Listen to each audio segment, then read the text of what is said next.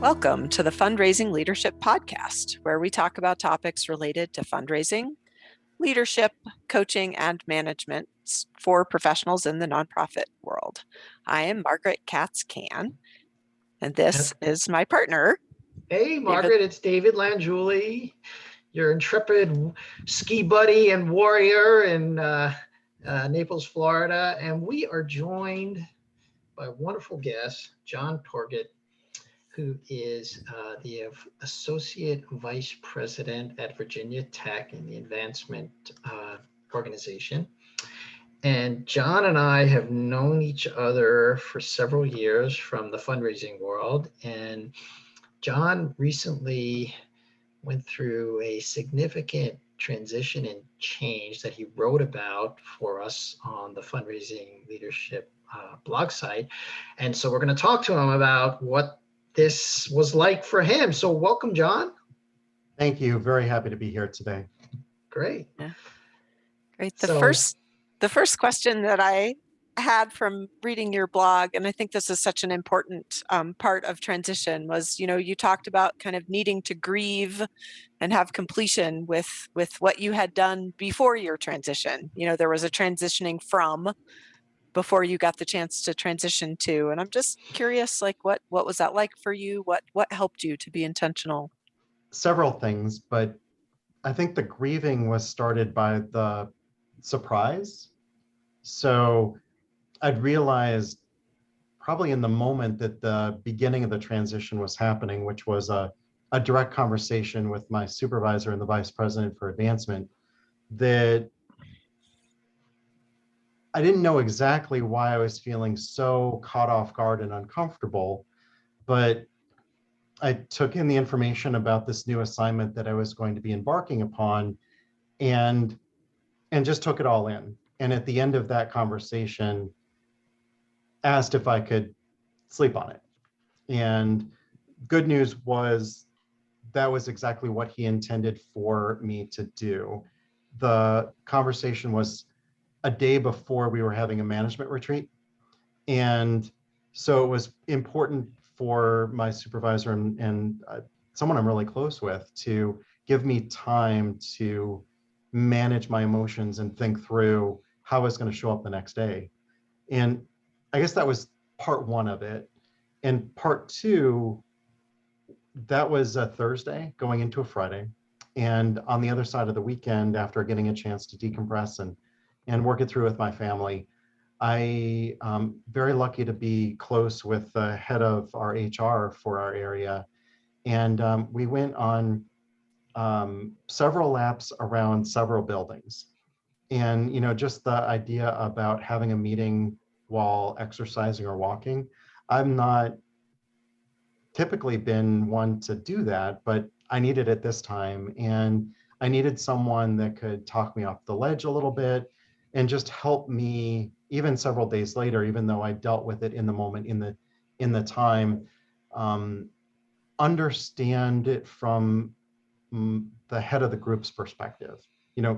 Here was someone that is leading a high performance organization who's looked to a member of his team to take on a new challenge.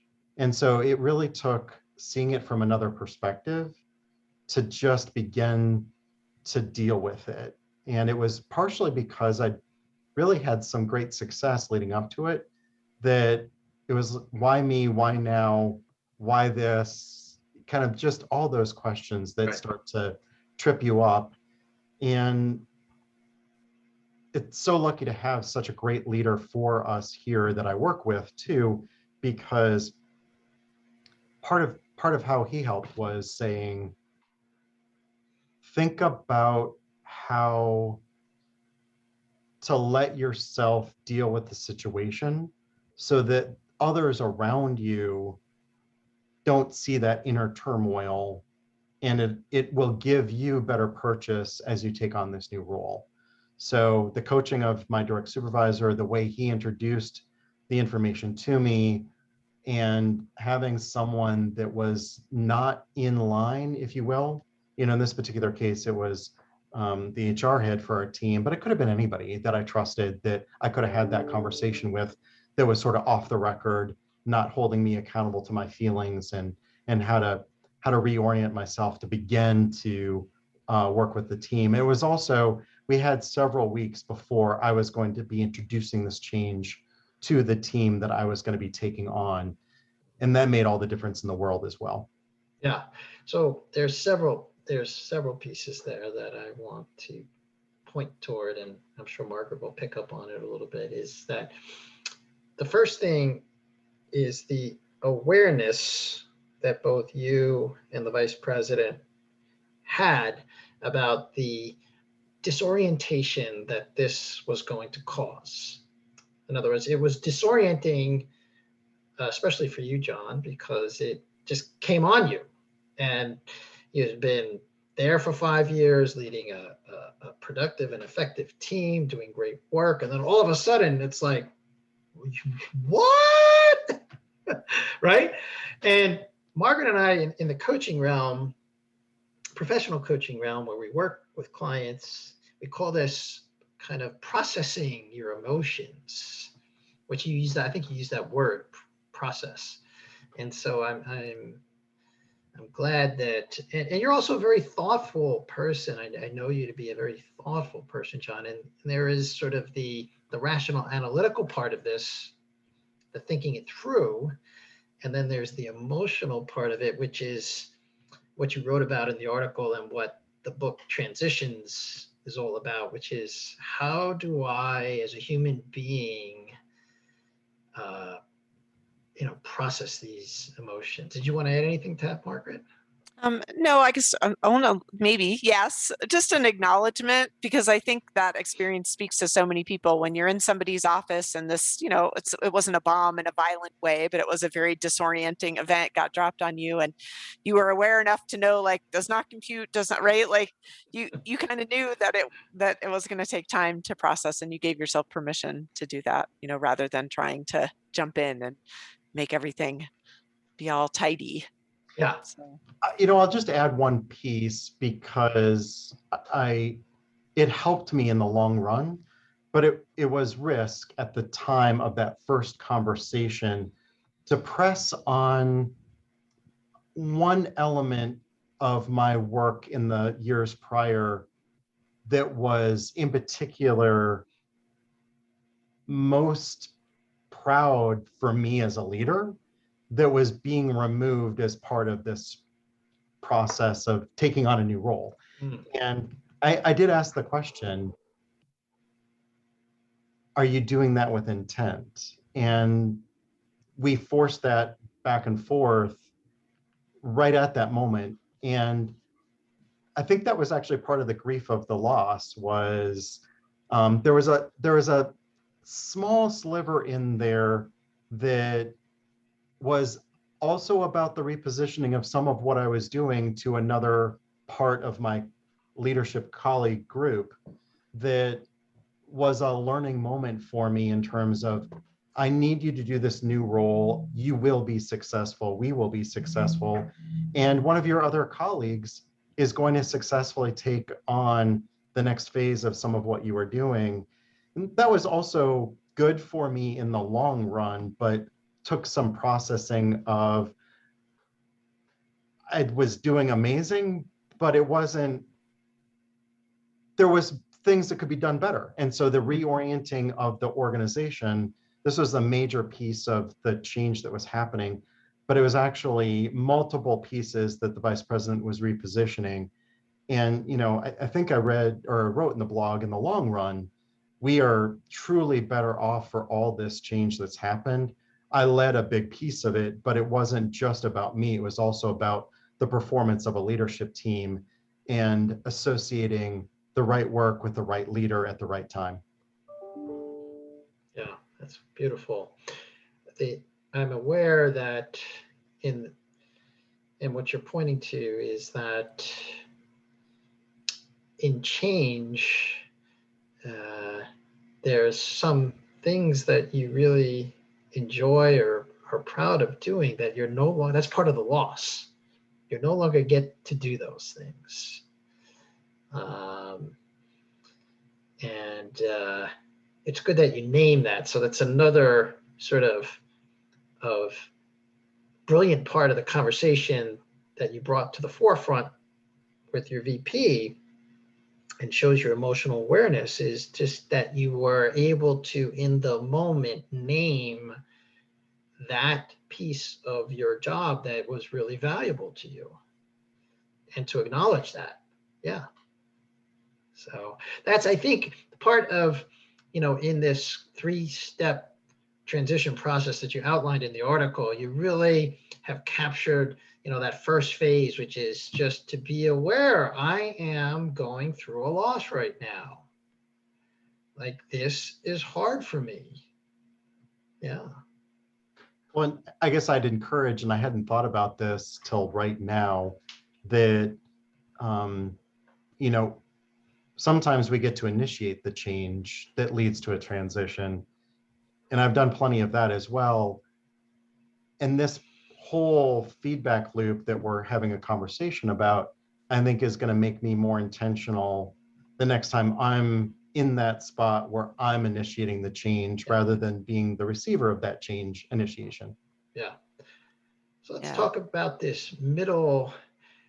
I don't know if you called it in the article. I read Jeff the Bridges book, the first one he published called Transitions. You mentioned a different book that you referenced, which came after, but he talks about this. I call it a no man's land. Margaret has another word for it that I love. What's your word, Margaret? Do you remember? Yeah, I'm going to blurt it out once I have a better idea of what you're talking about. Keep talking. I'll get there. You call it the liminal space. Oh, the liminal space. Yes, liminal. I have called it that. Yeah. That was like a new vocabulary word for me when we were talking. I love it. And it's the neutral zone in the managing transitions. Oh yeah, neutral zone. That's what he calls it. Neutral zone. I call it the no man's land. You're out. Right. You're not on one. You're not in the loss phase. You're not in the new beginning. You're just. Yeah. There's another way that I think about that. It's like you're still falling in that trust fall, still hoping that arms are going to come out and catch you. Yeah. Or I think I used the image of 2 trapeze artists on your blog. Like, it's when you're flying through the air, the greatest of ease. Except it's not easy. So what was it like for you and your team? Because I guess when you were in this liminal space, this neutral zone, and your team, and perhaps new members of your team, this was all very uncomfortable. So what was that like? So the first part was critical. The beginning of the conversation we just had happened in middle December 2019, and the introduction of all these changes, including this new engagement organization I was going to be leading, stood up in mid-January. And so we had an opportunity as a leadership group to role play how the announcement was going to roll out to our entire division and to our alumni, because it had a implication to the constituent that we are facing with or engaging with to secure amazing philanthropy to move Virginia Tech forward. So it affected board level roles, it affected internal relationships. And so there was a whole architected approach to then launching it with the team. And I guess the beginning of the neutral zone then was this moment where the team leaders that make up engagement weren't as surprised and were less disappointed than me. In fact, many of them were excited that I was going to be their team leader. And in fact, one of them even said, "You were the only one that could have taken this role." And, for the beginning of the neutral zone, that was powerful for me to be feeling acknowledged and in a safe place with the people I was going to lead the transition through and with. And so I guess that gave power to this idea of, let's start by focusing on the work and the idea about what's the one most important thing. And I just think this is a powerful concept, just generally speaking, in a world that's upside down all the time, every week right now.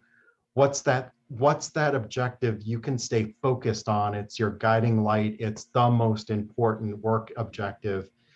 And that ultimately led us to a concept that I'll pause on here that the Bridges book talks about in the neutral zone, about blending the old and the new. I got there later, but I'd say the start of the neutral zone was setting a nearer term point of view that was also enabled by the natural budget cycle of a year. So this was happening in January. We were looking towards certain things being done by the end of the academic year, May 1st.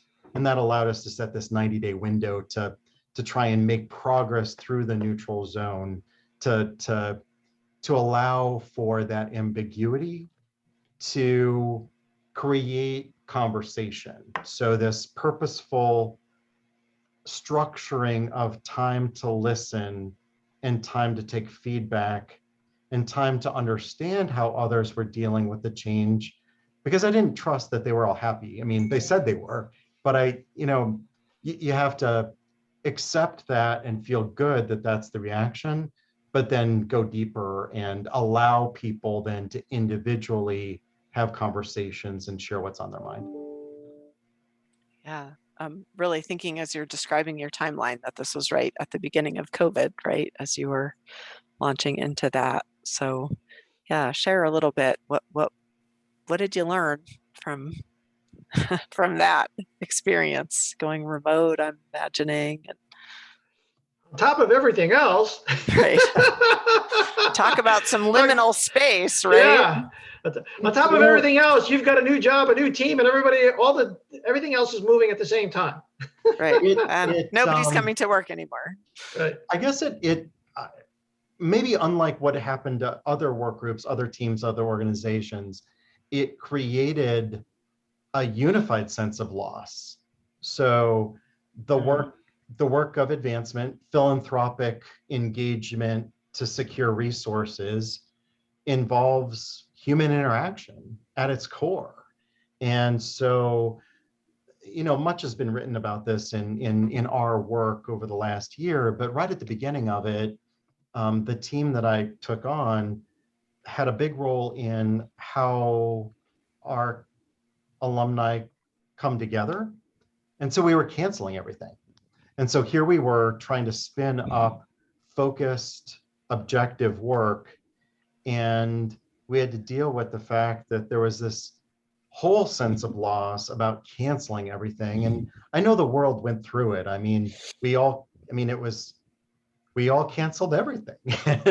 But I do think that there was, in the end, it helped us because we got just far enough, right? We'd had about 6 weeks of work together, and we'd begin to structure how we would engage one-on-one, how we would engage in small groups, how we would engage in bigger groups to do our work.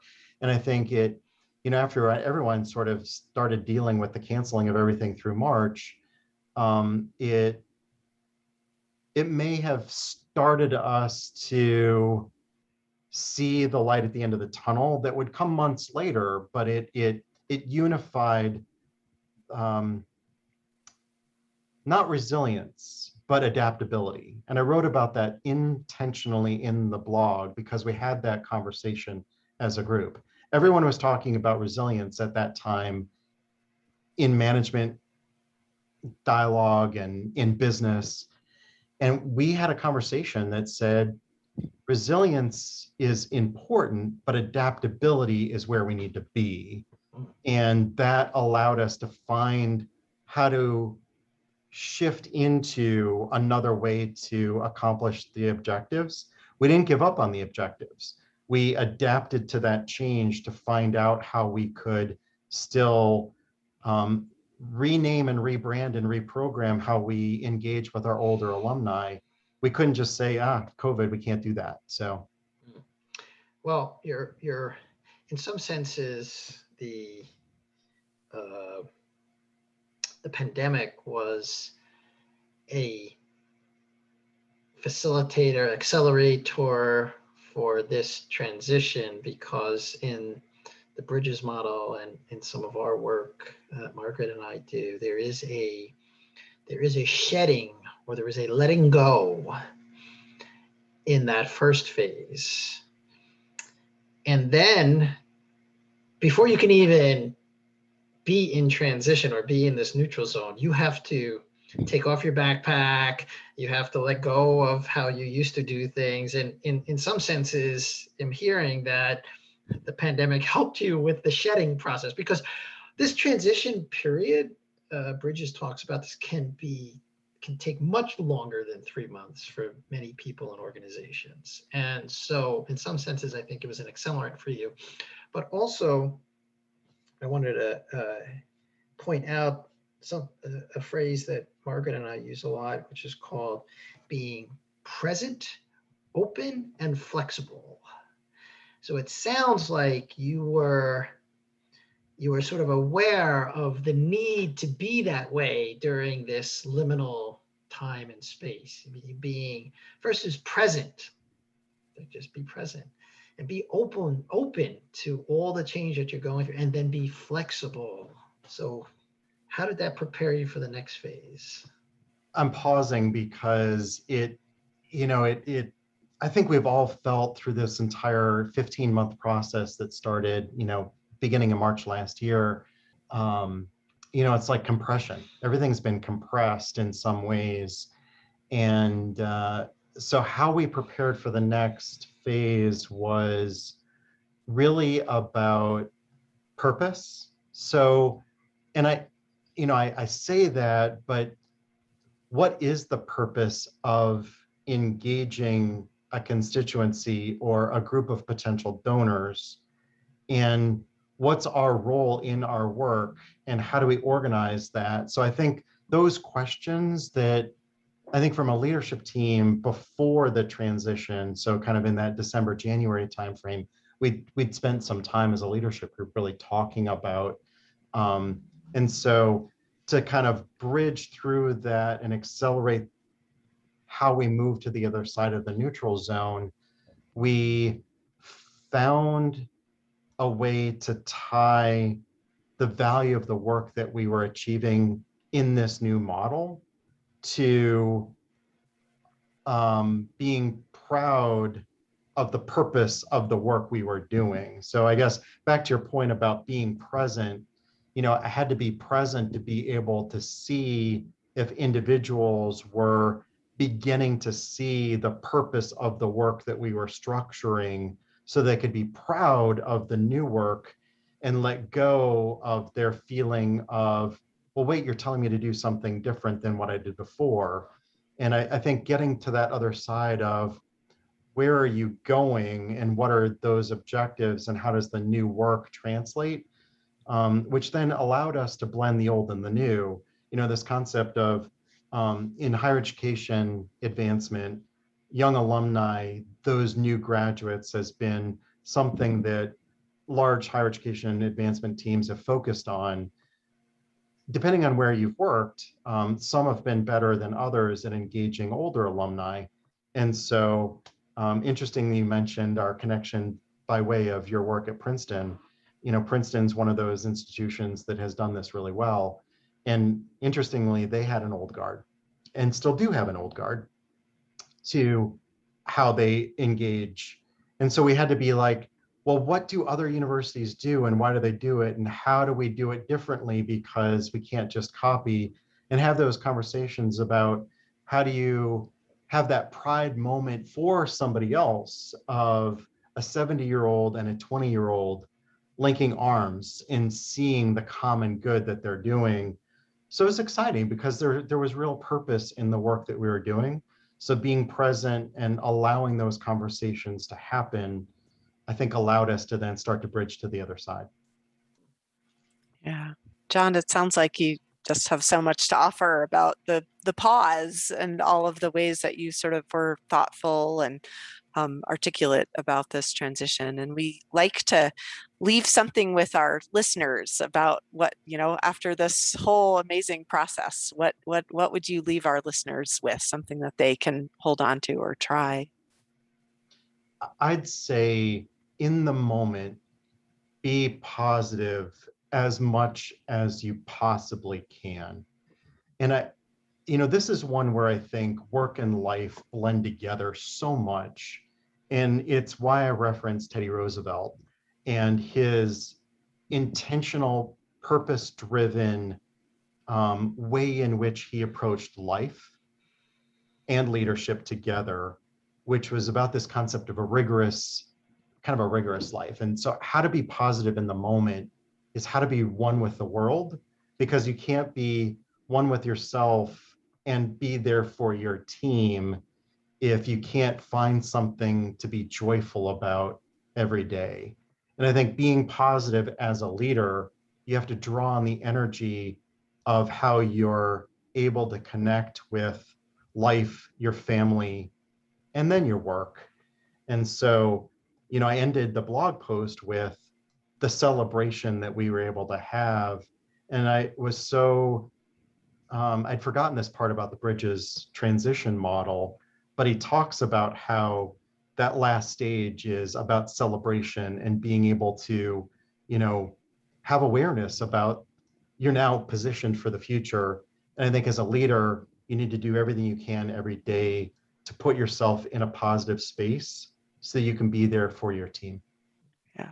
What I hear you saying too, John, it doesn't have to be just what's happening on the team or at work, that the whole world is fair ground to look for something positive. Absolutely. Mm-hmm. Yeah. Awesome. John, thank you so much for sharing your wisdom with us today. We so appreciate it. I'm happy to do it. Great. This podcast is brought to you by Fundraising Leadership. We provide unique coaching and training programs that powerfully transform how you work in order to get results. Please subscribe if you haven't already. You can find us on iTunes, Google Podcasts, Amazon Music Podcasts, and Spotify. And if you are enjoying our show, please rate and review us so others can find us. Now, go put it into practice.